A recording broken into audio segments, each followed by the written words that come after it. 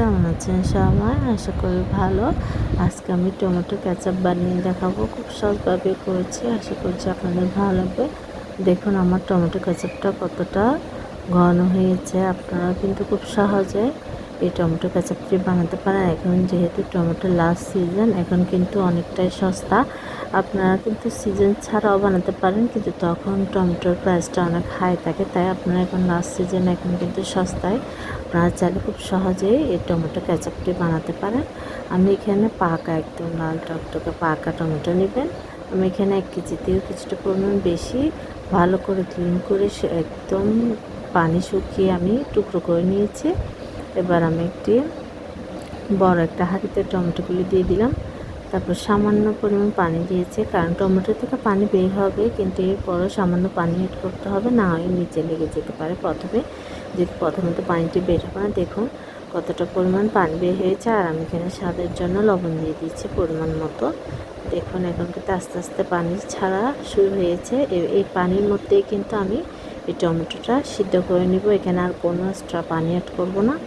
খুবই সহজ, খুবই সিম্পলভাবে কিন্তু আপনারা ঝটপট এই টমেটো কেচাপটি বেশি করে বানিয়ে সারা বছর সংরক্ষণ করতে পারেন। আমার কিন্তু টমেটোটা সিদ্ধ হয়ে গিয়েছে। এবার আমি ব্লেন্ডার করে নিয়েছি। আমি কিন্তু এখানে কোনো পানি অ্যাড করিনি, শুধুমাত্র পিউরিটাই ব্লেন্ডার করেছি। এবার আমি ছাঁকনি দিয়ে ছেঁকে নেব, না হয় কিন্তু এখানে টমেটোর বিচি এবং খোসাগুলি থেকে যাবে, এটা পিউরিটি ভালো হবে না কেচাপটি। তাই অবশ্যই আপনারা ছাঁকনি দিয়ে ছেঁকে নেবেন, তাহলে আপনারা একটু স্মুথ একটি পিউরি পাবেন।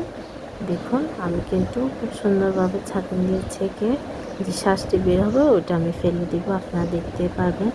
খুবই সহজ। আপনারা টমেটো কেচাপ আর টমেটো সসের মধ্যে কিন্তু তফাৎটা অবশ্যই আছে। টমেটো সসে কিন্তু আপনার পেঁয়াজ, রসুন, অনেক কয়েকটা মশলা অ্যাড করা হয়, কিন্তু কেচাপে কিন্তু তেমন ঝামেলা নেই। খুব অল্প কিছু উপকরণ দিয়ে কিন্তু আপনি ঝটপট এই কেচাপটি রেডি করতে পারেন।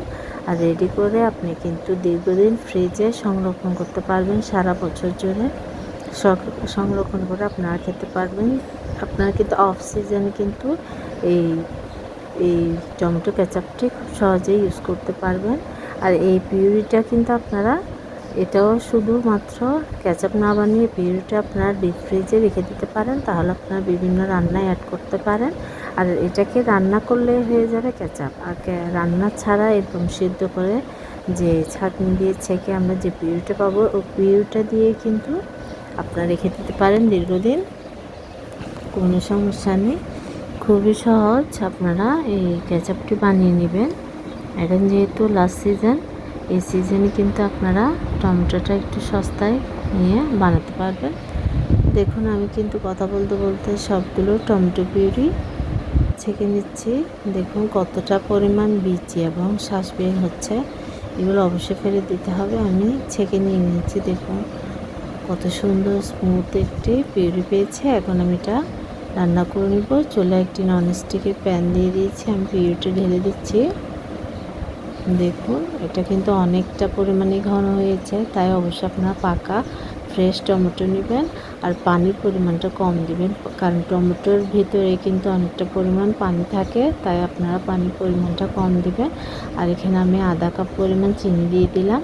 চিনিটা আপনারা আপনাদের পছন্দ অনুযায়ী দিয়ে নেবেন, বেশিও দিতে পারেন। আর আপনারা যদি একটু টক খেতে চান তাহলে একটু পরিমাণটা কমও দিতে পারেন। তারপর মরিচ দিয়ে দিলাম 1 চা চামচ। আপনারা চেষ্টা করবেন লাল টকটক কালারের মরিচটা ইউজ করার জন্য। আপনারা চাইলে মিষ্টি যে কাশ্মীরি মরিচটা পাওয়া যায় ওইটাও কিন্তু কালারের জন্য ইউজ করতে পারেন, তাহলে আপনার কেচাপের কালারটা আরও সুন্দর আসবে। আর আপনারা মরিচ যদি ঝাল হয় তাহলে একটু পরিমাণটা কম দিবেন। এবার আমি ভালো করে নাড়াচাড়া করতে থাকবো, অনবরত নাড়াচাড়া করে কিন্তু আমি এটা ঘন করে নিব। এখানে যদি লবণের পরিমাণটা আপনার কম লাগে তাহলে আপনি আর একটু সামান্য পরিমাণ অ্যাড করতে পারেন। আমি কিন্তু আর অ্যাড করছি না, কারণ আমার পারফেক্ট মনে হয়েছে। দেখুন আপনার চুলা আঁচটি মিডিয়ামে রেখেই কিন্তু এটা নাড়াচাড়া করে ঘন করে নিতে হবে। চুলা আঁচটা কিন্তু হাই থাকলে এটা পুড়ে যাবে, আপনার কেচাপটি ভালো হবে না।